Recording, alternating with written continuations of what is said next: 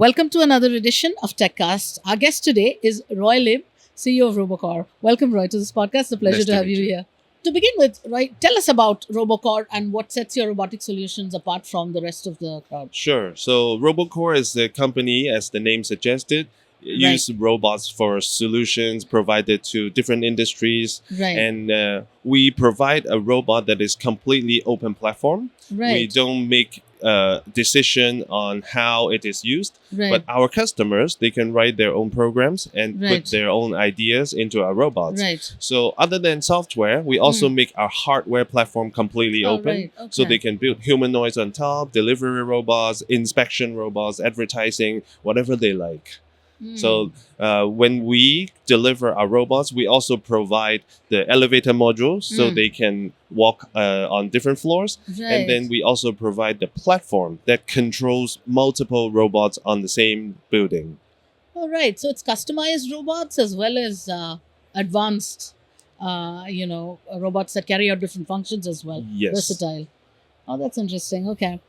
Um, Now, let's talk about GITEX. Yes. What brings Robocore to GITEX this year, and what are your key reasons for participating in GITEX? So our main goal this time is to find out how we can distribute our product in Right, the GCC area. right, So a little bit about what's our main customers.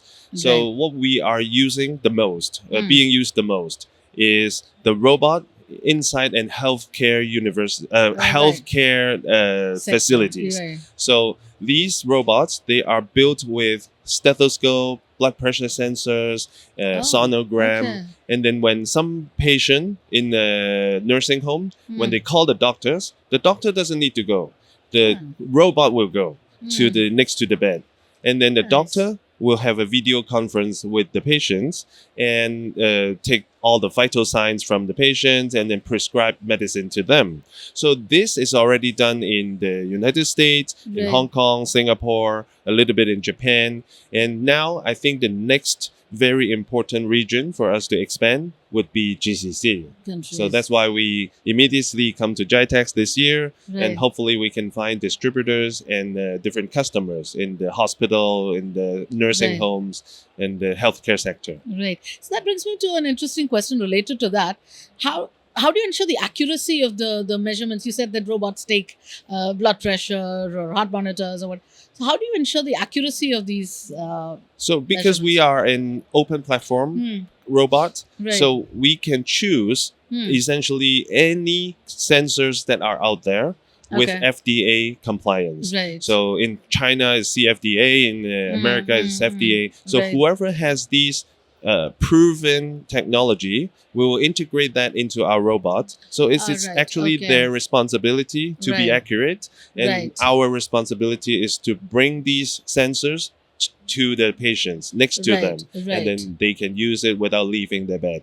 Right. Right. Interesting. It's Yeah. it's it's interesting to see how robots are slowly taking over healthcare as well. I mean, that was one area we thought wouldn't be touched by robots, but it's interesting to see how that's progressing fast, that area. Yes. So nowadays, everything can be delivered by a robot, even Absolutely. the medical attention. Absolutely. Now, what at GITEX, what products and solutions are you showcasing, and how do you think they align with the needs of the Middle East region?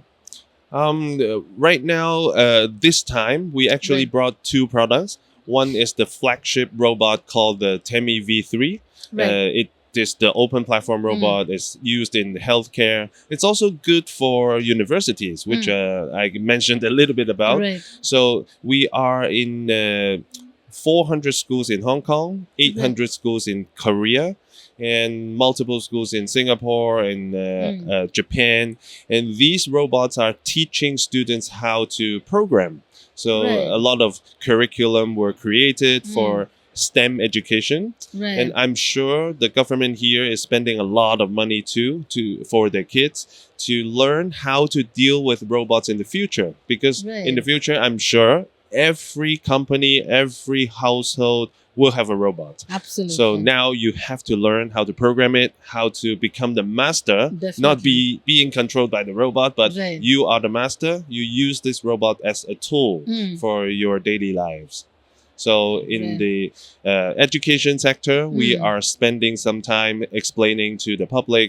We got some schools from Saudi, from Right. here, and Mm. it was some very good discussions, and they are very interested. Absolutely. And the second product that we brought is actually called the Forecast.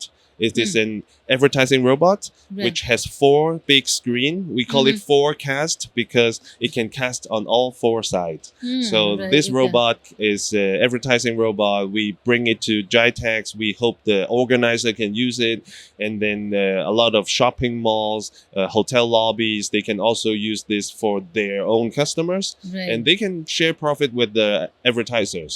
So this is another product that we brought this time. And I think you're right in coming to the Middle East at this point of time, because the Middle East is, especially the UAE, is a hub of innovation and lots of interesting things happening in the technology and AI space. So I think the timing is correct for you to enter the Yes. UAE market at least. Yes. So now Robocore develops AI powered solutions for a variety of industries, particularly healthcare. Now in the GCC, hmm what industries do you think have the most traction when it comes to employing robots or going autonomous? So in general, I think every industry will Mm. need robots, but Right. the most needed right Mm. now it's definitely healthcare. Right. But then there is another side of the Mm. story that I Mm. want to tell, because we always think of AI and robotics as something that might replace human beings, Right. but it is not. Mm. Think of in the 1970s when computers were invented. Mm. We thought, we are going to lose our jobs. Mm. But nowadays, everyone works with a computer, Right. PowerPoint, Words, Excel. So you got more jobs to do now. So Right. we are actually creating more jobs with this new technology, the robots, Right. for every walks of life. So what we are trying to do is create more working opportunities. And one of the fast way to do so is to turn off our AI, Right. just let the robot be, let's say, in a Mm. restaurant, Right. and behind the scene we Mm. allow people who has no ability to work. For example, if someone has a paralyzed lower body, they cannot travel to work. Right. So now they can remote control the robot and become a waiter. They can order for you, they can okay. deliver the food. So the robot is just some alternative for mobility. Right. It's Right. basically it's still human to human interaction. Mm. But at the same time, I'm creating this new opportunity for people who cannot work anymore. So that is one of our Nice. vision. And then to extend on top of that, Right. for example, in GITEX this year, there are some people with disabilities in Right. Korea, in Right. Japan. They are actually logging into our robots, Mm. control it, and look around and see Right. all these new technologies in the world. Right. They cannot leave the hospital because they have terminal illness, but Right. we offer them an opportunity to see the world. So that's Mm. another kind of quick way to show the government how this robot can be used to create jobs. But there are so much more. If we focus on the medical field, doctors, nurses, they can help more people. We can provide better healthcare. People can just become nurses and help other countries. So I think this is endless. We just need to think Right. how we can use this technology to help Robots. more people. Absolutely. Absolutely. Can you walk us through some real world cases actually where Robocore's solutions have helped or changed the momentum of things and helped transform situations for the better? Sure. So I already mentioned the medical field. Right. So here, actually, there are so many tall towers. I'm amazed by how many Right. big buildings there are. So in facility management, there are a lot of jobs that is very difficult to do. Right. For Right. example, if we suspect that there is toxic gas in a building, we should not send somebody to detect it because Correct. that guy can be killed. Right. So we will send robots into the building. We can ask the robot to patrol around with a bunch of sensors. It can be feces and urine smell. It can be toxic gas, VOC. Right. It can be carbon dioxide, radiation. Right. So all these can be done by one robot deployed into one large building. We integrate the robot with the elevator, so it will cover all the floors. So this is one of the things that we can do with the facility management. And we have already done it to about 20 buildings, tall buildings in Hong Kong. And then all over the world, we have hundreds of buildings being managed by our robots. At the same time, we have the camera, which is AI enabled. So if you see someone suspicious in your building, or if you see that someone has fallen onto the floor, we can immediately report it to the police or the nurses so they can attend to these people. So the camera itself is something very useful, especially nowadays we have LLM, we have VLM, and we can just use a robot to gather as much information from the environment, and then we put it into the AI, and they will derive a way to help people. Absolutely. I think facilities management is a very critical area where robots can come in. Like you said, there are so many dangerous situations, and exposing humans to that is a bit of, I mean, it's a risk. Yes. So, and that's an area where I think there's a lot of scope for robotics to come in going forward. But then there is more. Because everywhere. So far, I've talked about B2B. Right. But then we always want to go into B2C. C as well. And we somehow succeeded. We worked with China Mobile, which is a Chinese telecom company. And they have this vision of putting robots in household. So they create a software that is called a Vlog. So this Vlog is just like a KOL having a video log of themselves, but what we are taking is actually how the elderly is behaving every day. So if suddenly we detect that my mom is having bad temper, is slam on the table, now I would take 5 minutes before until 5 minutes after, like a car recorder. So that 10 minutes of footage will allow me to analyze what happened to her. Is it because the sunshine is coming in from the window? Is it because of smells? Is it because of noisy neighbors who is renovating? So now I know exactly how to solve this problem for my parents.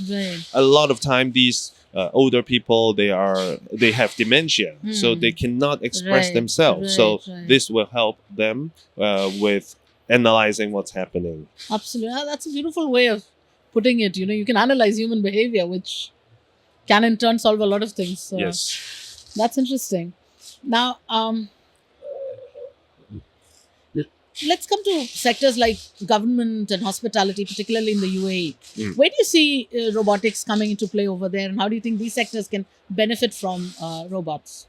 A lot of sectors, they can use the robots however they like. We actually offer this platform that is completely, just the bottom part, completely open. And then they can derive different sensors to be put on top. Let's say the DIWA, they are having some water supply idea. We can put it into a radiation check or different kind of meters reading. We can use camera. We can use infrared camera to detect hotspots. We can use air purifier on top of the platform. There are so many combinations. We just need to talk to the government, talk to these companies, and ask for their pain points. And then we can find a way to create a solution very quickly, because everything is open. There are so many good programmers around, and they can just combine these systems into one solution and then provide it to the government. So I think it's endless. Again, it is very easy for us to get into these markets. And what we need is just to listen. We need to know what's the problem that they are facing. Absolutely. And then we will be able to provide a solution. Let's look ahead.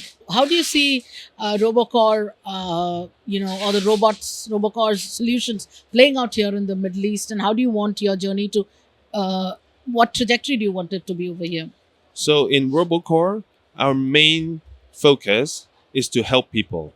We don't create like the most cutting edge technology and then burn like millions of dollars to make a humanoid.